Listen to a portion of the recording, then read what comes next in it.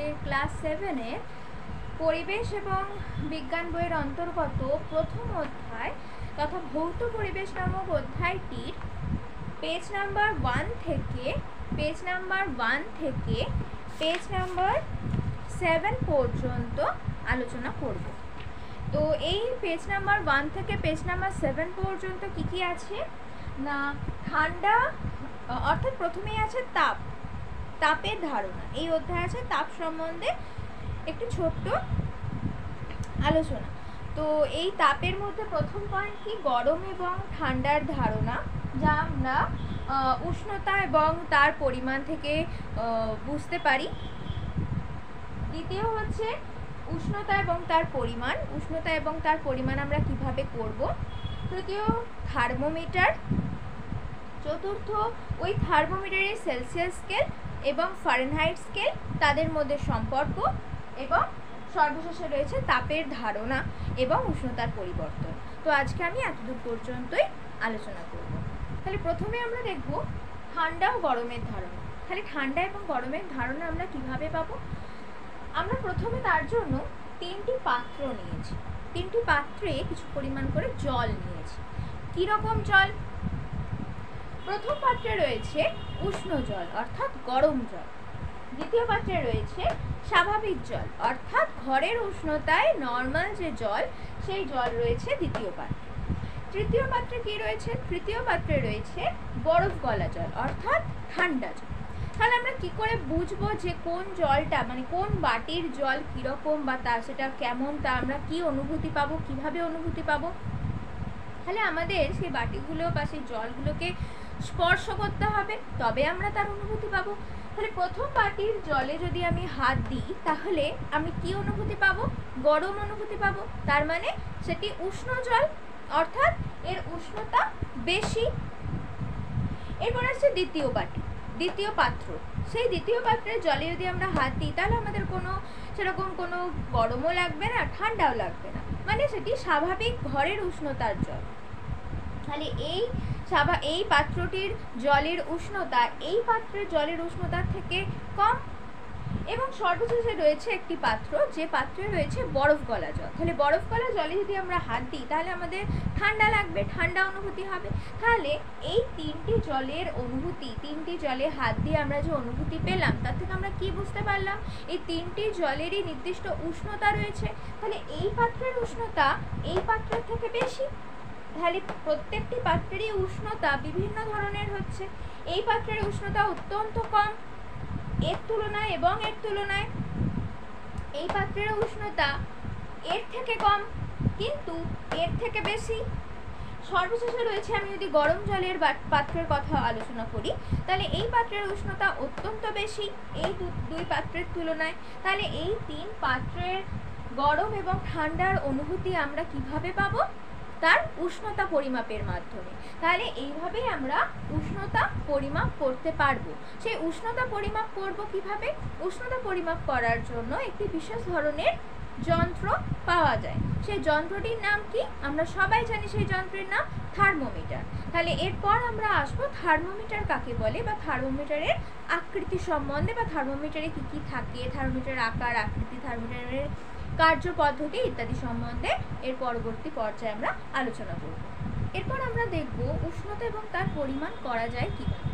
তাহলে কোনো বস্তুতে যখন তাপ দেওয়া হয় বা কোনো বস্তু যখন তাপ গ্রহণ করে, তখন সেই বস্তুর উষ্ণতা বেড়ে যায়, অর্থাৎ তখন সেই বস্তুটি উত্তপ্ত হয়ে যায়। ঠিক একইভাবে যখন বস্তুটি তাপ বর্জন করে, তাপ যখন সেই বস্তুটি থেকে বেরিয়ে যায়, তখন বস্তুটি ঠান্ডা হয়ে যায়। তাহলে বস্তু তাপ গ্রহণ করলে বস্তুটি উত্তপ্ত হয়, বস্তু থেকে তাপ যখন বর্জন হয়ে যায়, তখন বস্তুটি ঠান্ডা হয়ে যায়। এরপর আমরা কি করলাম? একটি লোহার দণ্ড নিলাম। এই যে লোহার দণ্ড, এই লোহার দণ্ডটি এক প্রান্তটি ধরে অন্য প্রান্তটিকে একটি বরফ গলা জলের বাটির মধ্যে ডুবিয়ে রাখলাম। বরফ গলা জল সমেত একটি বাটির মধ্যে ডুবিয়ে রাখলাম। তারপরে আমরা কি দেখব? তখন আমরা কি দেখব? যে এই লোহার দণ্ডটি থেকে তাপ বর্জন হচ্ছে। লোহার দণ্ড থেকে যদি তাপ বর্জন হয়, সেই তাপ কোথায় যাচ্ছে? লোহার দণ্ড থেকে তাপ বর্জন হয়ে কোথায় যাচ্ছে? বরফ বরফ গলা জলে বা বরফের মধ্যে। তার ফলে কি হচ্ছে, লোহার দণ্ডটি ঠান্ডা হয়ে যাচ্ছে। আস্তে আস্তে কি দেখব, লোহার দণ্ডটি আস্তে আস্তে ঠান্ডা লোহার দণ্ডে পরিণত হচ্ছে। অর্থাৎ লোহার দণ্ডটি থেকে তাপ বর্জিত হয়ে লোহার দণ্ডটি উত্তপ্ত না হয়ে লোহার দণ্ডটি ঠান্ডা পদার্থে পরিণত হলো। তাহলে এর থেকে প্রমাণিত হলো যে বস্তু থেকে তাপ বর্জিত হলে বস্তুটি ঠান্ডা হয়ে যায়, আর বস্তু যখন তাপ গ্রহণ করে তখন বস্তুটি উত্তপ্ত হয়ে যায়। এরপর আমরা দেখব যে প্রত্যেক বস্তুর নিজস্ব তাপ আছে।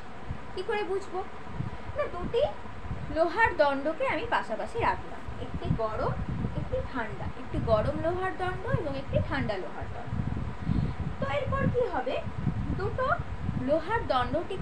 লোহার দণ্ডকে যদি আমি পাশাপাশি রাখি তাহলে গরম লোহার দণ্ড থেকে তাপ বর্জন হবে। গরম লোহার দণ্ডের তাপ তো বেশি আছে, তাহলে গরম লোহার দণ্ডটি তাপ বর্জন করবে। তাপ বর্জন করে সেটি কোথায় যাবে, ঠান্ডা লোহার দণ্ডে। ঠান্ডা লোহার দণ্ডে তাপ গেল, তাহলে গরম লোহার দণ্ড থেকে যখন তাপ বর্জিত হলো তখন গরম লোহার দণ্ডটি ঠান্ডা হলো, আর ঠান্ডা লোহার দণ্ডটি যখন এই লোহার দণ্ড থেকে নির্গত তাপ গ্রহণ করলো তখন ঠান্ডা লোহার দণ্ডটি গরম হয়ে গেল। তার ফলে কি হলো, দুটি লোহার দণ্ডের একটি গরম, যে লোহার দণ্ডটি ঠান্ডা ছিল সেটি গরম হলো এবং যে লোহার দণ্ডটি গরম ছিল সেটি ঠান্ডা লোহার দণ্ডে পরিণত হলো।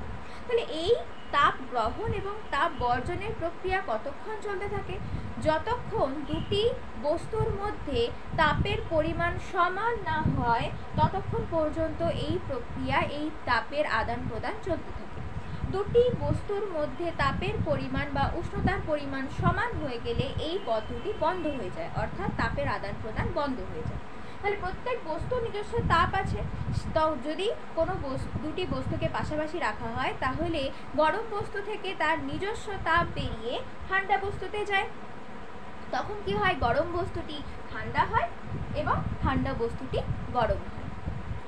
তাহলে বোঝা যায় উষ্ণতা কি, উষ্ণতা হলো বস্তুর একটি তাপীয় অবস্থা। বস্তুর একটি তাপীয় অবস্থা, যে অবস্থার দ্বারা বোঝা যায় বস্তুটি তাপ গ্রহণ করবে নাকি বস্তুটি তাপ বর্জন করবে। তাহলে উষ্ণতার দ্বারা আমরা পরিমাপ করতে পারি যে বস্তুটি তাপ গ্রহণ করবে নাকি বস্তুটি তাপ বর্জন করবে।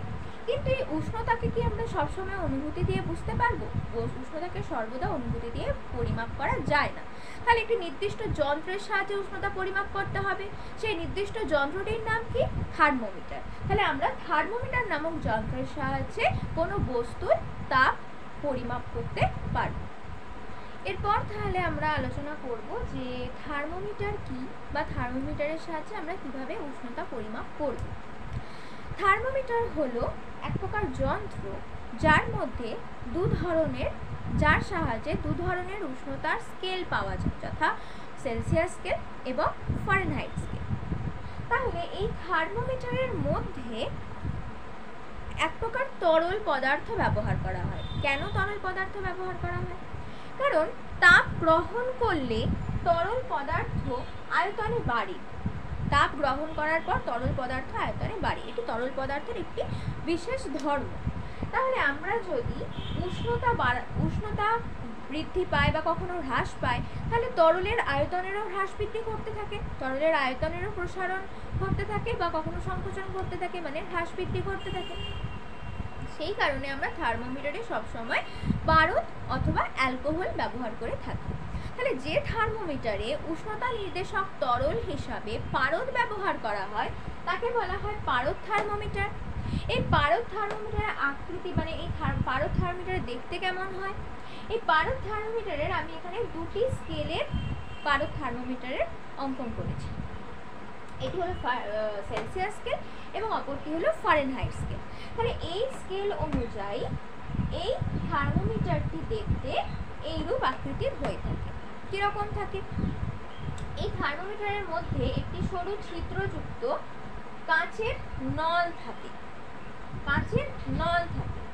এই নলের বাইরে থাকে কি? এই থার্মোমিটারের পাতলা দেওয়াল, এই নলের এক প্রান্তে থাকে একটি বাল্ব। সমস্ত বাল্বটি এবং এই কাঁচ নলের কিছুটা অংশ পর্যন্ত পারদ দ্বারা পূর্ণ করা থাকে। এরপর এই বাল্বের মধ্যে থাকে কিছু পরিমাণ পারদ বাষ্প। তাহলে আমরা কিভাবে কোনো বস্তুর তাপ পরিমাপ করব? আমরা যে বস্তুর তাপ পরিমাপ করব সেই বস্তুর মধ্যে এই থার্মোমিটারের বাল্ব সমেত অংশটি ডুবিয়ে রাখব। তার ফলে কি হবে? তাপ এই সরু ছিদ্রের মধ্যে দিয়ে ভেতরে প্রবেশ করবে। ভেতরে প্রবেশ করার পর কি হয়?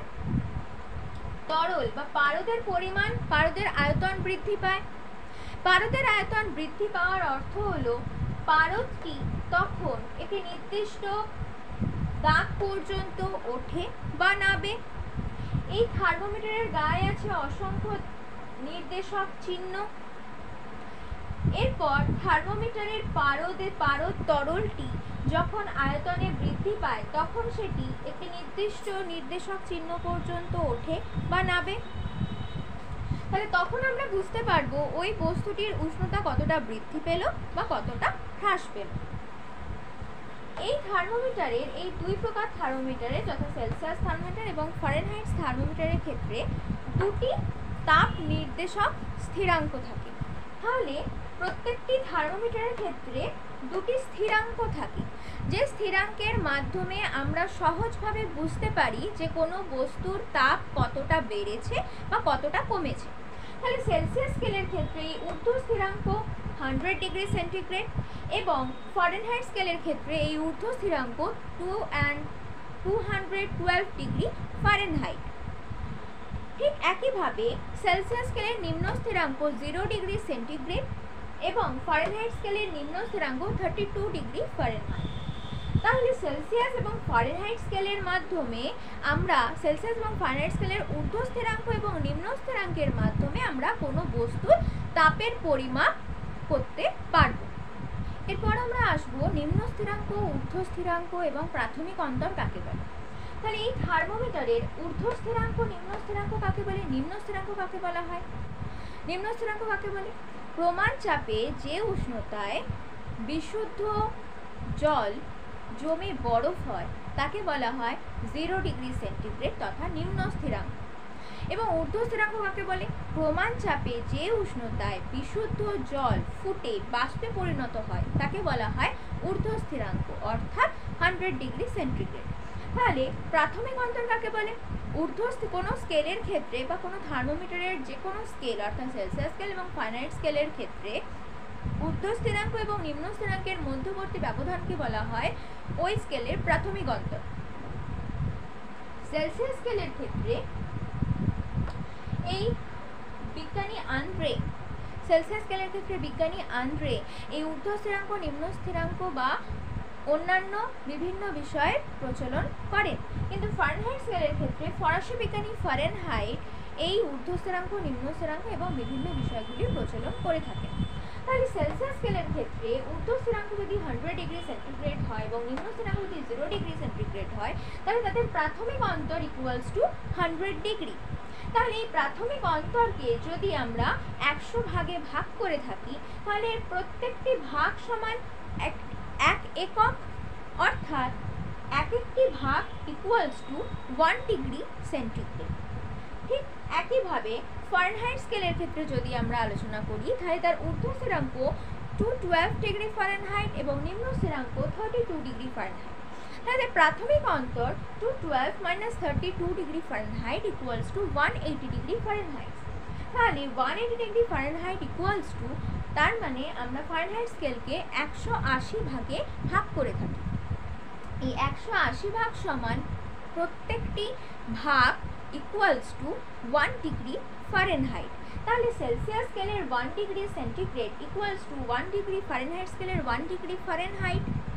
এই হলো সেলসিয়াস স্কেল এবং ফারেনহাইট স্কেলের মধ্যে সমতা। এরপর আমরা দেখব সেলসিয়াস স্কেল এবং ফারেনহাইট স্কেলের মধ্যে সম্পর্ক কি। তাহলে সেলসিয়াস স্কেলের ক্ষেত্রে আমরা ধরি কোনো একটি বস্তুর উষ্ণতা C এবং সেই একই বস্তুর উষ্ণতা ফারেনহাইট স্কেলের ক্ষেত্রে এফ। তাহলে সেলসিয়াস স্কেলের ক্ষেত্রে 0 ডিগ্রি থেকে সি এর দূরত্ব, সাপোজ একটি বস্তুর উষ্ণতা সি এইখানে, ওকে। তাহলে 0 থেকে সি এর যে দূরত্ব ইকুয়ালস টু ফারেনহাইট স্কেলের ক্ষেত্রে 32 ডিগ্রি ফারেনহাইট থেকে ফারেনহাইট স্কেলে সেই বস্তুটির এফ এর দূরত্বের সমান। অর্থাৎ সেলসিয়াস স্কেলের ক্ষেত্রে 0 ডিগ্রি থেকে সি এর দূরত্ব ইকুয়ালস টু ফারেনহাইট স্কেলের ক্ষেত্রে 32 ডিগ্রি ফারেনহাইট থেকে এফ এর দূরত্ব, এই দুই দূরত্ব সমান। এরপর যদি আমরা আসি সেলসিয়াস স্কেলের ক্ষেত্রে, তাহলে 100 ঘর সমান ফারেনহাইট স্কেলের ক্ষেত্রে 180 ঘর। সেলসিয়াস স্কেলের ক্ষেত্রে 1 ঘর সমান ফারেনহাইট স্কেলের ক্ষেত্রে 180/100 ঘর। তাহলে সেলসিয়াস স্কেলের ক্ষেত্রে সি ঘর সমান ফারেনহাইট স্কেলের ক্ষেত্রে 180C/100 ঘর। এরপর আমরা আসবো তাহলে ফারেনহাইট স্কেলের ক্ষেত্রে 180C/100 এই মানটা কার সাথে সমান? F-32 এর সাথে সমান। কেন? কারণ ফারেনহাইট স্কেলের ক্ষেত্রে 32 - F or F-32 এই দূরত্বটি 0 থেকে সি এর দূরত্বের সমান ছিল। তাই এক্ষেত্রে আমরা বলতে পারি যে 180C/100 ইকুয়ালস টু F-32। তাহলে এর থেকে ক্যালকুলেশন করলে আমরা কি পাবো? 9C/5 equals to F-32। এখানে কাটাকুটি করতে হবে, তাহলেই বেরিয়ে যাবে 9 and 5। তাহলে 9C/5 ইকুয়ালস টু F-32। তাহলে এখান থেকে যদি আমি শুধু c কে নিই, তাহলে c equals to 5/9 into F-32। তাহলে আমরা এখান থেকে বলতে পারি 9C/5 ইকুয়ালস টু F-32 হলে c/5 ইকুয়ালস টু F-32/9। এই হলো সেলসিয়াস স্কেল এবং ফারেনহাইট স্কেলের মধ্যে সম্পর্ক। তাহলে আমাদের যদি কোনো একটি মান অজানা থাকে এবং একটি মান জানা থাকে সেলসিয়াস এবং ফারেনহাইট স্কেলের ক্ষেত্রে, তাহলে আমরা সেই বস্তুটির ফারেনহাইট স্কেলের মান জানতে পারবো বা সেলসিয়াস স্কেলের মান জানতে পারবো। যে মান দেওয়া থাকবে তার পরবর্তী বা তার অপোজিটে যে স্কেলটি থাকবে তার মান জানতে পারবো। এইভাবে সেলসিয়াস স্কেল এবং ফারেনহাইট স্কেলের মধ্যে সম্পর্ক স্থাপন করা হয়। এরপর আমরা দেখব তাপ কাকে বলে। তাহলে তার জন্য একটি পরীক্ষা করা হয়। কি পরীক্ষা? তাহলে প্রথমে আমরা একটি বালতিতে কিছু ঘরের উষ্ণতায় কিছু পরিমাণ জল নিলাম, যার উষ্ণতা আমরা ধরে নিলাম 30 ডিগ্রি সেন্টিগ্রেড। ঠিক একইভাবে আমরা একটি গামলায় ফুটন্ত জল নিলাম, যার উষ্ণতা 100 ডিগ্রি সেন্টিগ্রেড। তারপর আমরা কি করলাম? দুটো জলকে একটি পাত্রে, একটি বড় পাত্রে মিশিয়ে দিলাম। তাহলে 30 ডিগ্রি সেন্টিগ্রেড এবং 100 ডিগ্রি সেন্টিগ্রেড মিশে গেল। তখন আমরা কি দেখব? মিশ্রিত জলের উষ্ণতা